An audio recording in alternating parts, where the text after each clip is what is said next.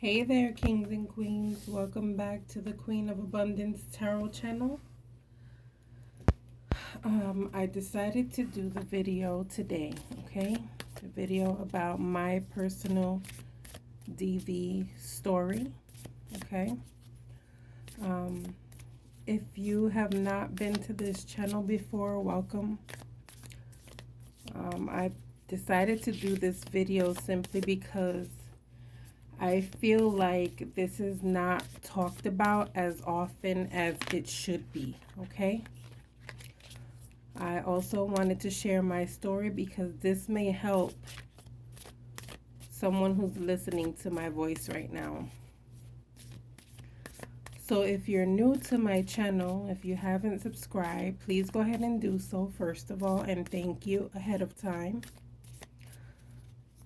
And second, just so you know, I recently had thyroid surgery, and so therefore I won't be showing my face for now because I have a scar on my neck right now which I'm not comfortable using. Showing.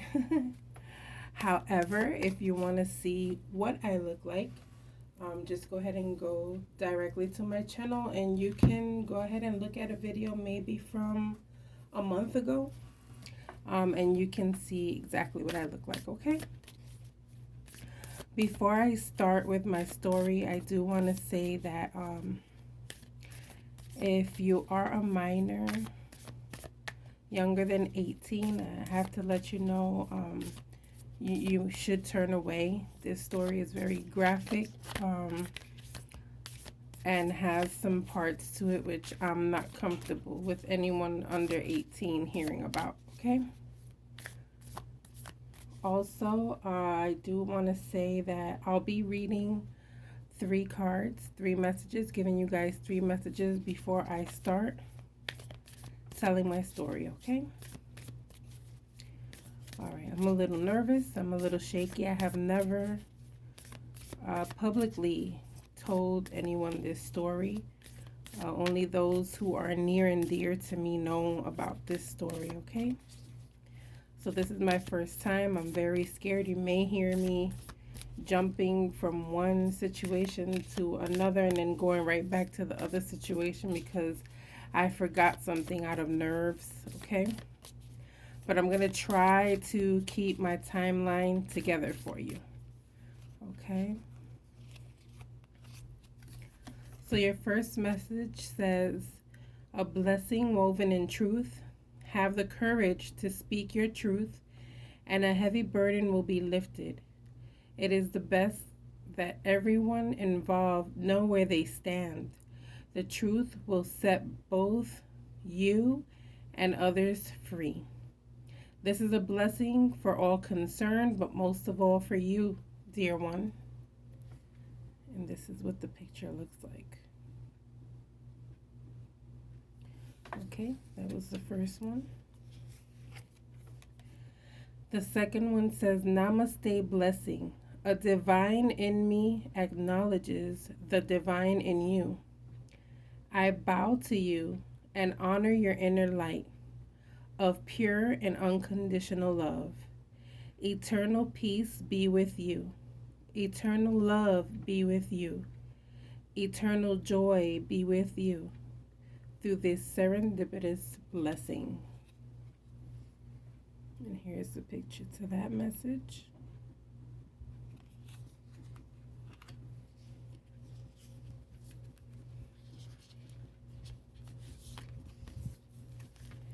The next message says, a blessed season. Each season of your life is gathering of precious moments. Each one has its purpose, unique beauty, challenges, and blessings. Everything is always unfolding in accordance with the divine will of your soul. All is a blessing and forever blessed. And here's the picture for that one. Okay. All right, so I'm going to go ahead and start with the story here. Let me go ahead and put this away. So I have some things here that are going to keep my hands busy because normally I'm doing a reading. So you see me putting cards in their place here, but I'm not doing a reading right now. So just to keep my hands busy and put a little action to parts of the stories, I'll be fidgeting over here, okay? Also, there are some words that cannot be said on this channel. So there are some words that I either will be spelling or I'll be hinting to, okay? So in 2009, here I go with the nerves. In 2009, I met someone. This person and I were compatible right from the beginning. He was very friendly, very happy-go-lucky, liked the same music as me, was from New York just like myself. So we had lots of similarities. We started talking as friends, and eventually it turned into a relationship.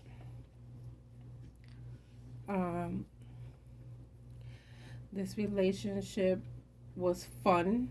Okay, we were always going to clubs. We were always watching movies, always going on outings. And just like it was basically, if I could sum it up, I would say fun. Okay. He never worked. He was a rapper, and I worked 14-hour shifts. He had dreams. I believed in his dreams and helped him a lot throughout the way. The music sounded good. I'm not going to shade him and say, oh no, it was whack or it wasn't good. It was actually good music. Okay. So I was just, a supportive person on his team, always going to his shows and, things like that. But the whole time I was the only one with any type of financial gain. Okay. Everyone who knew us to be happy, wanted to be around us, invited us everywhere. We went everywhere together. It was just fun, okay? For the first 2 years.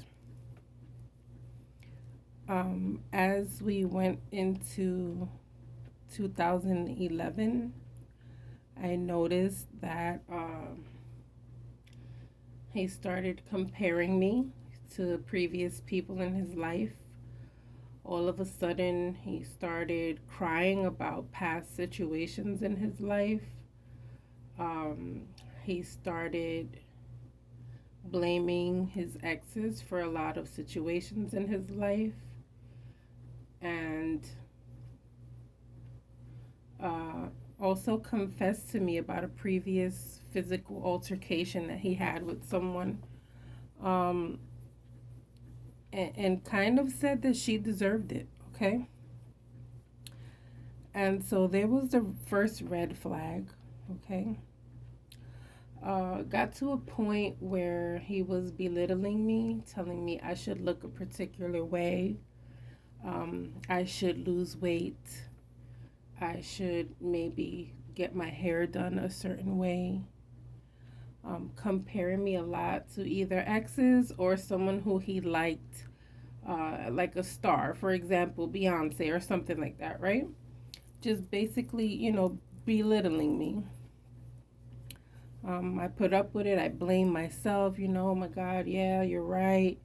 I'm gaining weight. I shouldn't be like this and all this stuff. Just constantly blaming myself.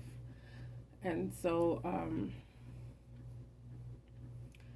when I saw Gabby in the video blaming herself, I instantly remembered how much I blamed myself, how much I would cry and actually believe that I was to blame, okay? Because you get to a point where the mind control is so strong. You believe it. You believe you're the bad one. You start blaming yourself. Even apologizing to the person after they do you wrong and say wrong things to you or bad things to you, disrespectful things to you, and you still are the one to constantly apologize, and you still want to cook, and you still ask this person, what can you do to make them happy? And it's never enough. Okay? When I heard the autopsy results from her, it instantly brought me to tears because it brought me to the darkest place of life, and I'm getting there. I'm getting there.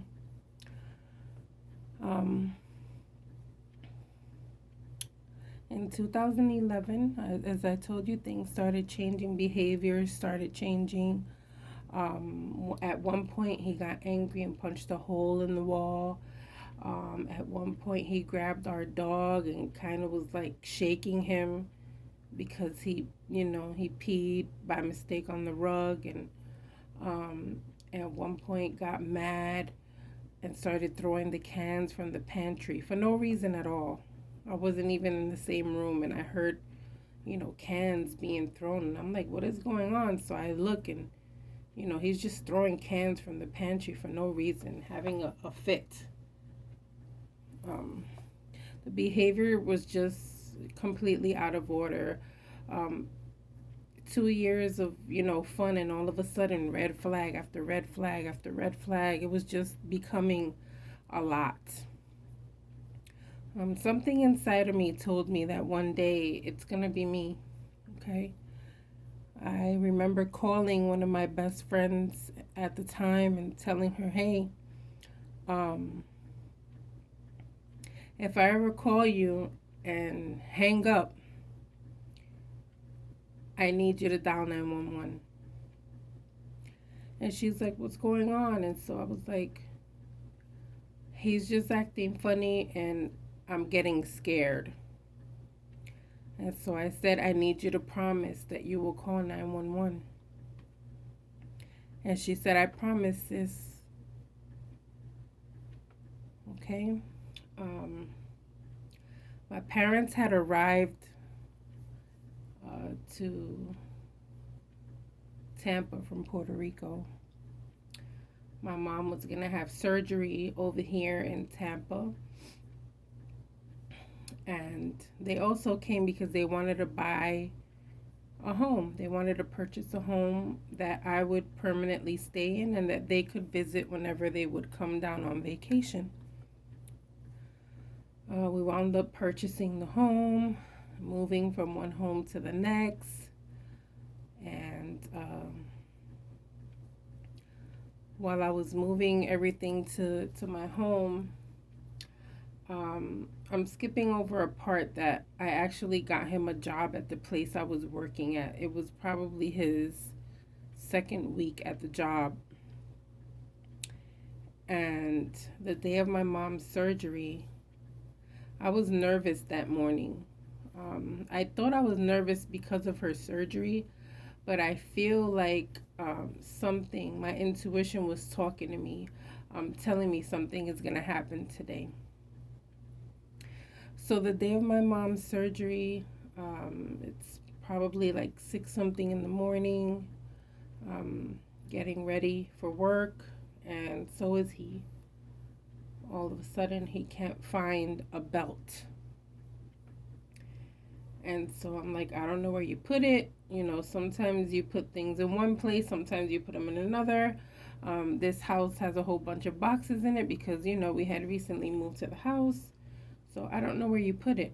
And so I sat on the bed and I started putting makeup on my face. Now, I'm not the type of person to wear tons of makeup. So makeup to me is mascara and eyeshadow, okay? So I sat on the bed. I remember putting eyeshadow on and all of a sudden feeling a fist to my face. And I was so in shock that out of reaction, I got up. I saw the blood splatter on the wall and ran to the hallway bathroom. I called my best friend at the time. She said hello. I said it's time, and I hung up. I prayed in that bathroom that she would dial 911 like I had told her weeks before. All of a sudden, he's pushing the door so hard it actually cracks. I have no choice because he was stronger than me, overpowered me, pushed me to where I actually fell sitting on the toilet. Once I saw him come in, I got up and started defending myself as much as I could. All of a sudden, we're rolling in the hallway, just basically swinging at each other and just, going at it, okay? I found myself by my bedroom door and thought, okay, I know where I'm at now, because for a second you kind of lose your place. Like, now thinking about it, I remember, right? I'm thinking about it. I remember, okay, we were at this part, but at that moment, you just don't know your location. You're just thinking about surviving this fight. Someone who knows Taekwondo is beating me, okay? And I know how to box. So it's like we're both trying to go at it. And I can laugh at it now, but it was just the worst situation ever. I have never in my life been hit by any man that I was in a relationship with. My father has never in his life physically touched me at all, okay? The farthest my father has gone was probably scolding me or grounding me. So to have someone else put their hands on me I just knew, oh no, this is not for me. All of a sudden, I am being pushed backwards and wind up laying in the bed. With his push, with his shove, I wind up forcibly laying in the bed. And this is when he starts to put his hands around my throat. And he just squeezed and squeezed. And I'm trying to talk, but the words aren't coming out. And I remember, how you're watching something and people say, I was seeing the stars. I remember actually seeing stars, but it was like one by one. They were just one by one, white little stars just floating. And all I'm thinking at the time is, oh my God, my parents, they're here on vacation. They're going to walk in and see their only daughter dead.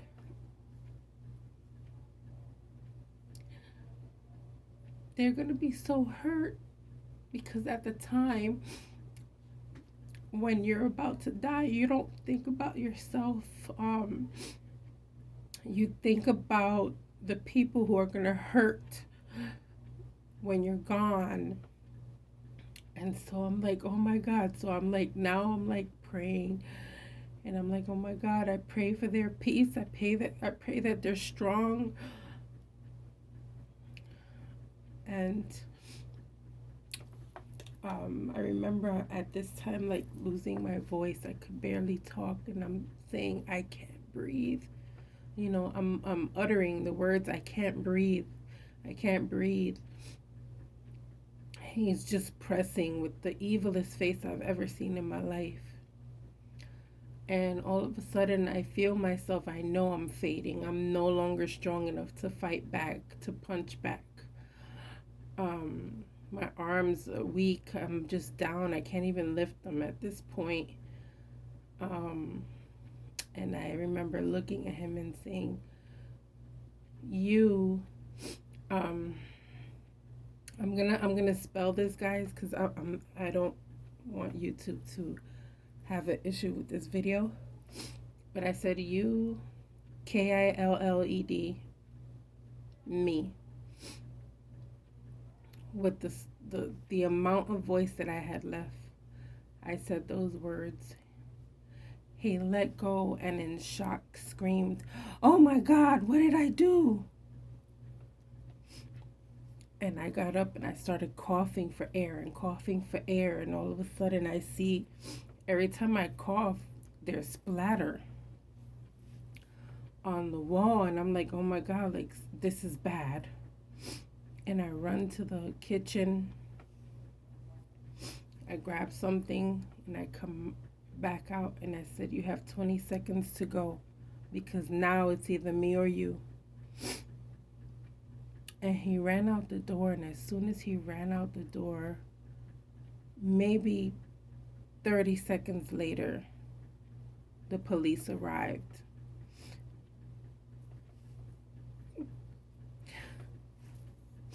My best friend had called when I told her to.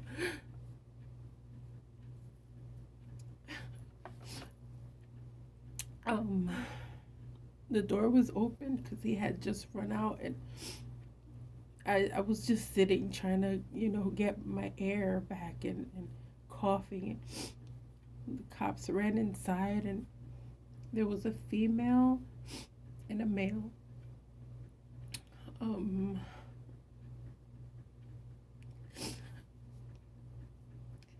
They were trying to ask me questions, and I couldn't talk. I still couldn't talk. I was still gasping for air, and I could say a couple of words, and then I would cough again, and say a couple of things and cough. And so they were patient. They waited. They grabbed some water for me and asked me what happened. I told them everything. As soon as I got my air back in my lungs, I told them the whole story. And they said, we're going to have to contact him as well because, if he's hit or, he has any markings on him, then both of you are going to have to go to jail. And so I'm sitting there and they're calling from their phones and he's not answering.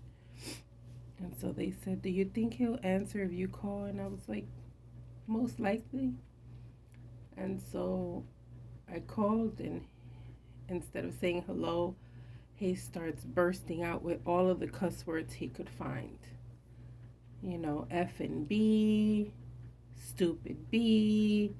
And meanwhile, he's on speaker and the police are listening to him, and they tell him, "Hey, look, this is the police. If you're injured, come back so that we can see your injuries, and we would have to take both of you in." He told them, "F you," and hung up the phone. They wrote down everything I told them. They took pictures of me. They took pictures of the blood splatter on the walls. They took pictures of my refrigerator, which I didn't notice till they took the picture that there was a smear from my hand of blood. My shirt was bloody. My pants were bloody. There was blood on the floor. And fingerprints. The fingerprints were on my neck. I didn't even know that. But they said there were fingerprints on my neck, so they took pictures of my neck.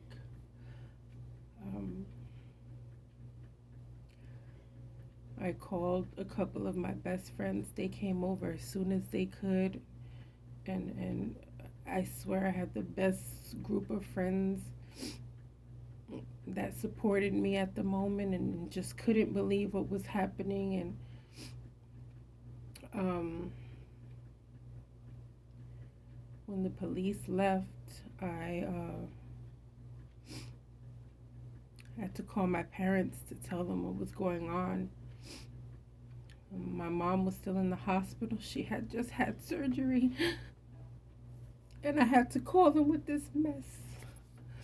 When my dad got here,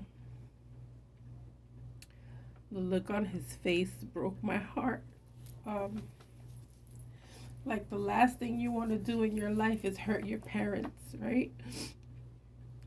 And so the look on his face of, oh my God, who did this to you? And he just knew what happened. I think that was the worst part of it all. I could endure the physical pain and all that, but to see his face of sadness was the worst and still is the worst till this day. My dad's sadness. I'm crying only because, I'm taking myself through these memories, but guys, I'm so thankful to God that I'm alive, that I could tell this story. And I swear to you, if you see any of these red flags, please get away.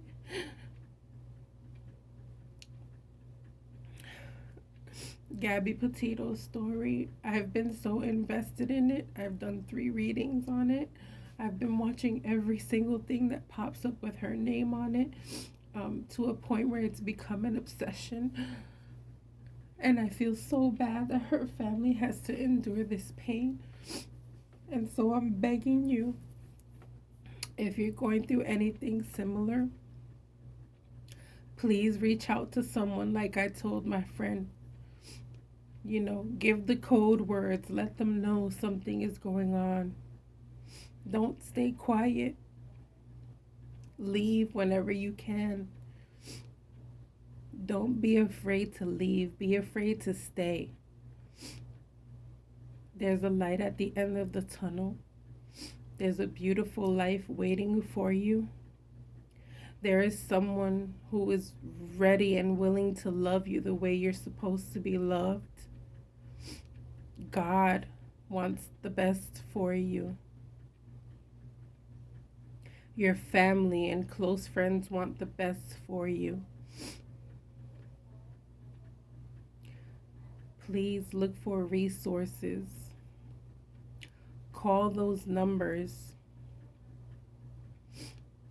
Talk to someone. Don't stay quiet. When you least expect it, someone's going to help you.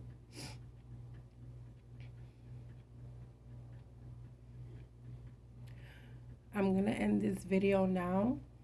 I want you guys to know that I cried because of the memories, but I need you guys to know that I'm very happy. I never accepted that person back, although he begged. You don't have to accept someone who doesn't love you completely. Please love yourself. You've got this. You can do this. Reach out to someone, please. For all of you who have not gone through this situation, but know someone who is, please help them as much as you can. Even if they tell you no, keep offering your help. They're going to need it one day. Help them get out of this situation. Even if they push you away, even if they tell you, no, I don't need your help, or that you're an annoying friend. Just continue to be there. That's all you can do. Okay? Make sure you love one another. Make sure you hug one another. Do not forget to wear your crown. And please have a peaceful night. Thank you for listening. Good night.